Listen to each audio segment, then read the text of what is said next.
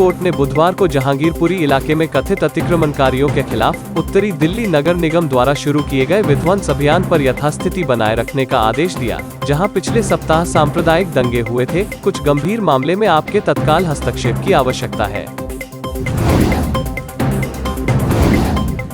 न्यायालय ने दंगों के मुस्लिम आरोपियों के मकानों को तोड़े जाने संबंधी जमीयत उलमा-ए-हिंद की याचिका पर संज्ञान लेने के बाद यह आदेश दिया। प्रधान न्यायाधीश एन.वी. रमण की अध्यक्षता वाली पीठ ने पूर्वाह्न में मकानों को गिराए जाने के संबंध में यथास्थिति बनाए रखने का आदेश दिया। आयुष क्षेत्र 2014 में 3 अरब अमेरिकी डॉलर से बढ़कर 18 अरब अमेरिकी डॉलर से अधिक हो गया है।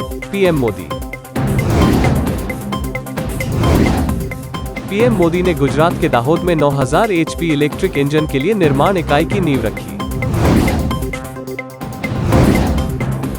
हैदराबाद, राज्यसभा सांसद और ग्रीन इंडिया चैलेंज के संस्थापक जे संतोष कुमार ने मिट्टी बचाओ आंदोलन को हर संभव समर्थन देने का आश्वासन दिया और कहा कि ईशा फाउंडेशन के सेफ सॉइल मूवमेंट और ग्रीन इंडिया चैलेंज मूवमेंट के बीच एक संबंध था।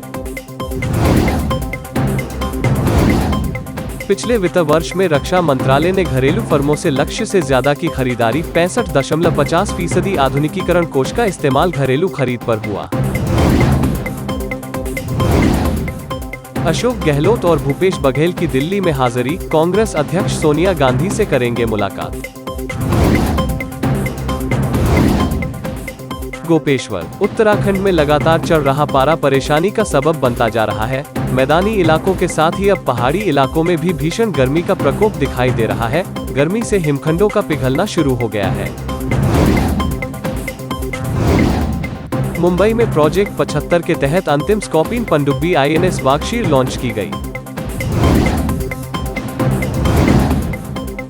भारतीय वायुसेना ने मंगलवार को ब्रह्मोस मिसाइल का सफल परीक्षण किया है। पूर्वी समुद्र तट पर सुखोई 30 MKI विमान से यह परीक्षण किया गया है। यह तब हुआ जब भारतीय वायुसेना और भारतीय नौसेना के समन्वय में मिशन शुरू किया गया था। इस दौरान सुखोई 30 MKI विमान से ब्रह्मोस मिसाइल की फायरिंग की गई।